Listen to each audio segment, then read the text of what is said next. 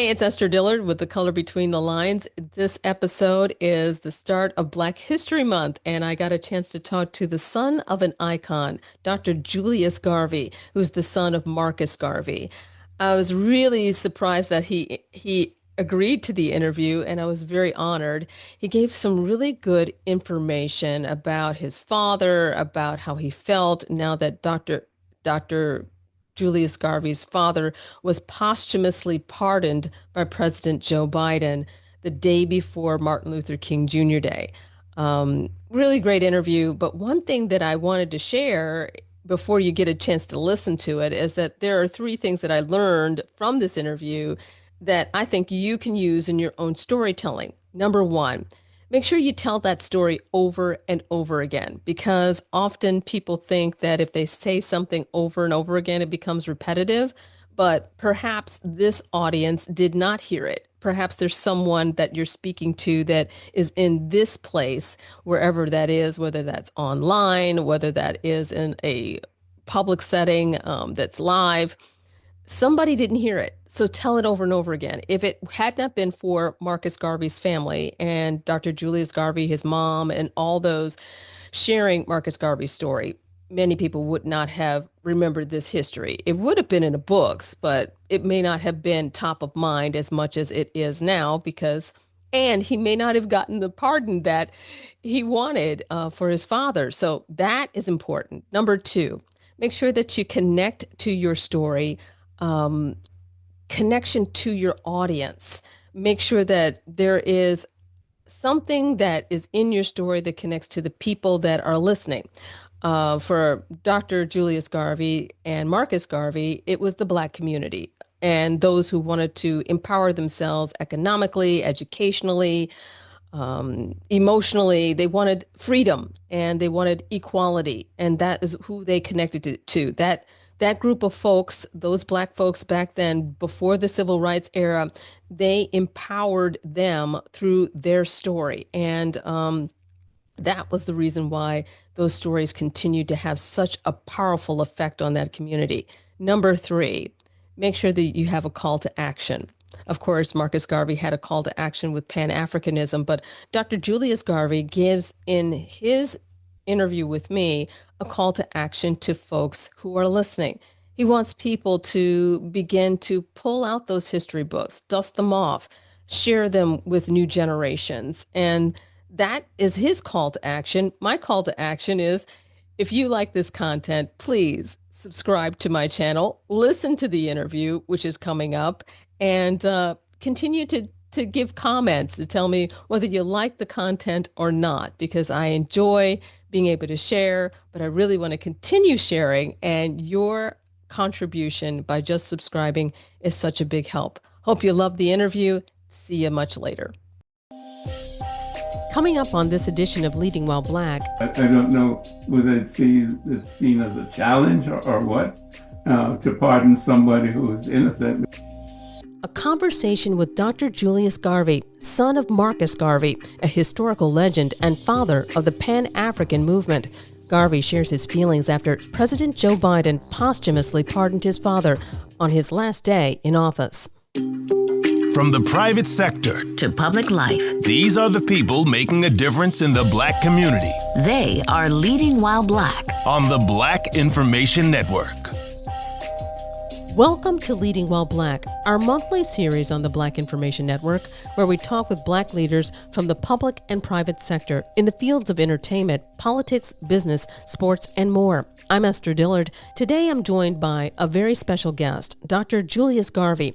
He's the son of Marcus Garvey, and for decades he's fought to clear his father's name. As you likely learned in history, Garvey was the visionary leader who inspired the Pan-African movement. It was a galvanization of Black pride and economic empowerment before the Civil Rights Movement. He was the founder of the Universal Negro Improvement Association, and he championed the idea of global Black unity and economic independence. But in the 1920s, his influence made him a target. Convicted of mail fraud in a controversial case widely seen as politically motivated, Garvey was imprisoned and later deported to Jamaica, leaving behind a legacy that would continue to shape civil rights movements for generations. Now, nearly a century later, President Joe Biden posthumously pardoned Marcus Garvey, and his son, Dr. Julius Garvey, is sharing his thoughts on this historic moment. He shared what it meant for his father's legacy and what lessons we can take from his father's message today. Well, as you say, it was a great moment, a historic moment, and we were very pleased that President Biden chose to do that. We wish he had done it a little bit sooner, but it was certainly worth the wait, and to wait in terms of time. We had applied to former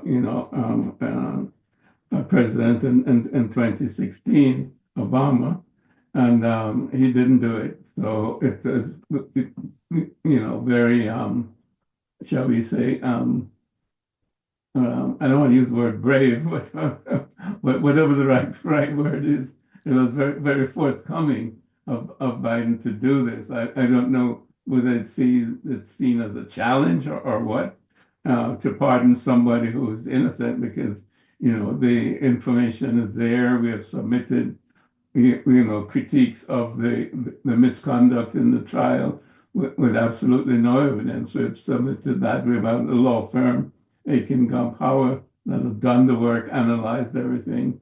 And so we presented that to several administrations, speaking in terms of obtaining just this pardon. And, I also want to make it clear that a pardon is different from an exoneration. But at the same time, people have to understand that there only, in the history of the United States, there have only been 3 or 4 posthumous pardons, because a posthumous pardon is like an exoneration, because the person has ceased and they have evaluated, what has gone on. So it's not the same as pardoning somebody who was a criminal and, has redeemed himself or what have you. So it's different from that sense, the posthumous pardon. So it's very much appreciated by myself, by my family, and by all of the supporters and many Garveyites around the world, shall we say. So it's definitely a moment for celebration. Talk a little bit about what caused your father to be put in this circumstance in the first place. Well, it's a long story. And, we have a book out called Justice for Garvey, Look for Me in the Whirlwind. And it's by Broadleaf Publishers, but it's available on Amazon. And I think your readers and your listeners, shall we say, should get that, because, like I said, it's a long process. It was a political trial. Just to even talk about the trial itself, there was no evidence. It was an empty envelope. The judge should have recused himself. The prosecuting attorney committed perjury, or coached the key witness to commit perjury, because he never worked at the UNIA, and the other key witness couldn't remember what was in this empty envelope. So that was a summation of that.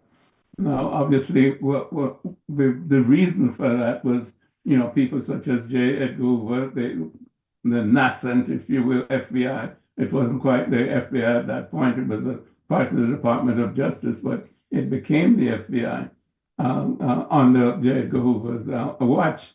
And he infiltrated the first, black FBI agents, if you will, who were hired at that time to infiltrate the organization, to destroy it internally in terms of disruption, as well as to bring evidence to the FBI per se.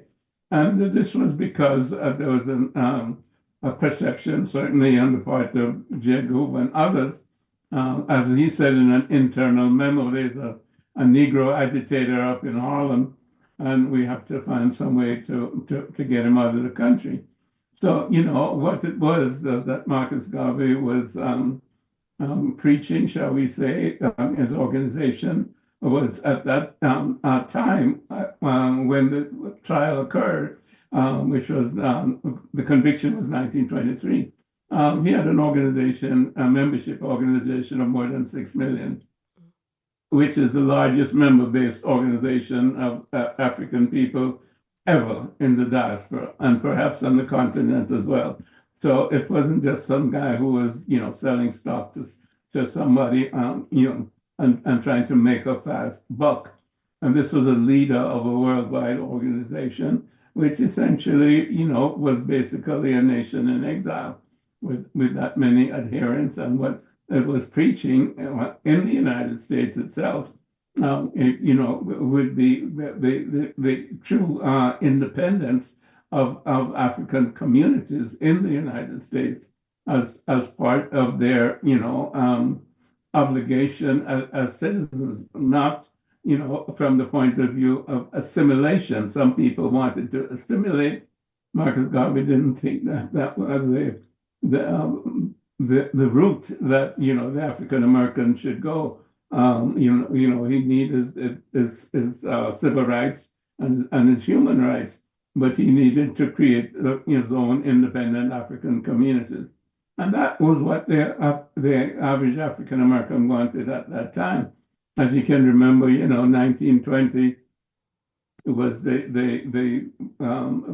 burning of Black Wall Street in Tulsa, Oklahoma, which was just such a community of African Americans, with their own businesses, their own the church, and their own social activities.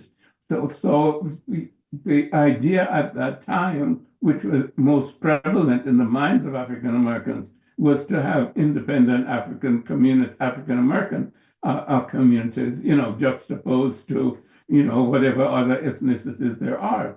Just like you have your Chinatown and you have your Italian area and you have your Jewish area and so on. But there were others who wanted post-integration in the sense of assimilation socially. And they were anti-Garvey, if you will. So there was that political milieu that was going on at the same time. And there were also the socialists, because, 1917 was the communist revolution in Russia. And many people thought that embracing communism was a way to counter the hegemony, shall we say, of American capitalism, which was mostly imperialist, if you will, at that time, especially. So those were the political forces in action, vying for the attention, the mind and spirit of African people. And, clearly the majority of people wanted the root of independent African communities. And of course, my father was at the same time an anti-colonial champion. His work wasn't restricted to the United States of America. He was, attempting to liberate, if you will, Africa itself and the colonies in the Caribbean and other areas, from the domination of the colonial powers at the time. Again, this was the 20s, and this led eventually to independence of the different African countries and so on. But that was the milieu, and that was the reason for framing up, if you will, a colloquial term, Marcus Garvey, because if you criminalize him, which is one of the things that the judiciary uses here in this country to criminalize, African Americans, that's one way to reduce their capacity to function or their leadership capacity. And the same tactics were used against Martin Luther King, later on, attempt to criminalize him. He says his father spent 3 years in prison, but in 1927, his sentence was commuted by President Calvin Coolidge. Garvey says it was pressure from supporters that made it possible. Again, in response to demonstrations, letters, phone calls, and all of that political agitation. And his attorney general, reviewed everything, and he made a decision that Marcus Garvey shouldn't spend any more time in prison, so he commuted the sentence. But the condition was that he would be deported. Right then, he went from prison to the ship, so to speak, in New Orleans to go back to Jamaica.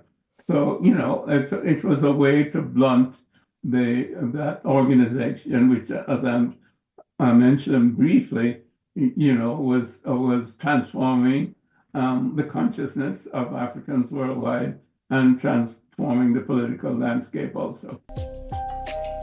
When we come back, Dr. Garvey shares a call to action for younger generations who are now just learning about Marcus Garvey and the work he did in the 1920s and beyond.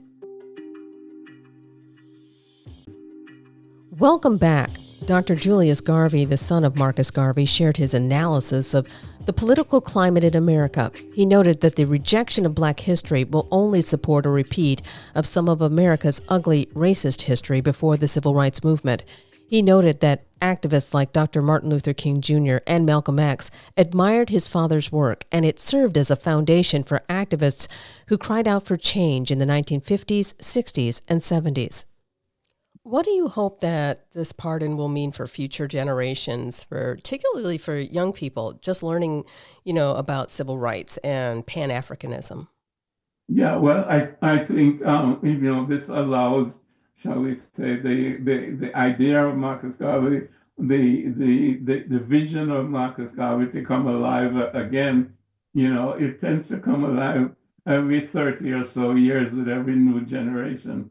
After the 20s, 30s, then there was the 60s with Malcolm X and Martin Luther King, and then you got into the 90s, and so on, and now we're into the 20s. So there's a new generation out there that is thirsty for information, and unfortunately, we don't teach this history in our schools, as you know. There's a great movement against teaching Black history, and of course, it's getting worse by the day, if you will. About the Tuskegee Airmen or anything about the contributions of Africans in America. Black History Month, all of these things seem to be under threat, shall we say. So the point is that this does allow some conversation relative to this particular history, which is fundamental to our understanding of ourselves and how we got to where we are at the present time. Because I mentioned there were ideological differences, that I don't think those ideological differences have been solved. I think each generation has to define for itself how it sees, the culture around it and what it is that it wants to change, and either accomplish it or it gets passed on to the next generation. So I think a lot of things have been passed on to this generation that have not been solved. And in other words, how does an African American live in this country, respecting his dignity and his human rights within a society that is fundamentally racist? These are problems that we have to solve. Each one of us has to solve it. And generationally, if we don't solve it, then we pass it on, to the next generation to solve. But this is something that America has to deal with, because America has never really, looked itself squarely in the mirror and seen itself for what it is. There's a lot of hype about, democracy and the wonders of democracy and so on, but it's still a very racist society. Up and down the line, whether in terms of education, in terms of healthcare, in terms of the banking system, in terms of finance, entrepreneurship. You look at any of the numbers and you'll see that African Americans are disadvantaged, relative to European Americans. So problems are there that need to be solved, and we need to confront those problems honestly. So that we can really have shall we say a better life for all of us, honestly and truthfully. How did your father's work and the fact that he was jailed for those 2 years and then deported, how did that affect you and your work and your career? Because you have a very prosperous and very well-known historic career as a surgeon. Well, it didn't affect me. I mean, he spent 3 years in jail, and I think it affected him and it affected his health. He died at 53 years of age, which is, relatively young. And myself, I was brought up largely by my mother. And, we were brought up in Jamaica, had a very good upbringing, growing up in Jamaica at that time. 30s, 40s, 50s, etc. Was paradise. So I had a very great foundation. I went to, one of the best schools on the island. I graduated from there, worked for a short time, went to school at McGill University, one of the best universities in Canada, etc., etc. So, I've been able to live my life in the way in which I've wanted to live it. And that's thanks to both my parents, but especially my mother, because my dad died when I was 7 years of age, back in 1940. So my rearing, shall we say, my upbringing was largely due to my mother. So, kudos to her in that sense. She was, his right-hand person, so to speak. She continued his work and she brought up, myself and my brother. I had an older brother. He died about 2 years ago. But, he went through the same sort of educational process. He was an electrical engineer and taught math, physics, etc. So, I think she did well by both of us.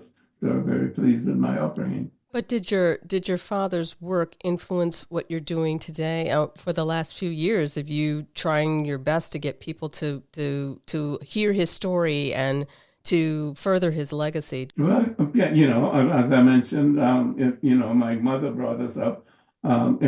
She was his right-hand person. She continued the organization in Jamaica, and she continued to try to hold the organization together in the United States in correspondence, etc. And she contributed to the 1945, Pan-African conference in Manchester. So, she wrote several books. First,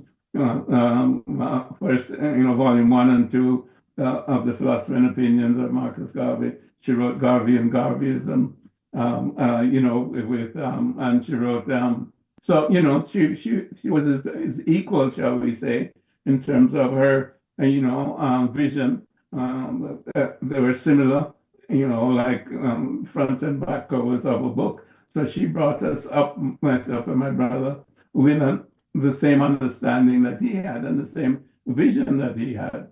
As I mentioned, my brother was an engineer, etc. But he also became the President General of the UNIA during a 10-year period of his life. So we are both indoctrinated, if you want to use that term.